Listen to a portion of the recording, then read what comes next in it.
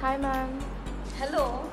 So I'm a junior from first year and I want to ask you some questions and I'm having certain doubts. Can you clear them for me? Yeah, sure. So can I please know your name ma'am? My name is Niharika and I'm part of 21 VF batch. Okay. Can I sit? Can I have Yeah, a seat? sure. Okay. So which university are you heading to? I'm heading to University of Central Missouri in Warrensburg. Okay. So what is your intended major and why did you choose that? My intended major is computer science. I believe that computer science aligns perfectly with my career aspirations to become a software developer. Oh, okay. So how did the faculty support you throughout your journey?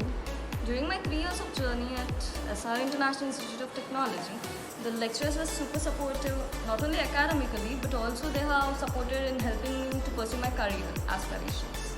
Oh, so what would your feedback be for juniors like me to, give me some motivation first?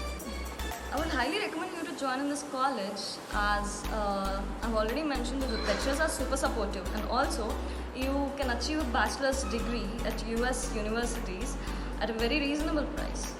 Oh, that's great. Thank you, ma'am, for your time. Thank you.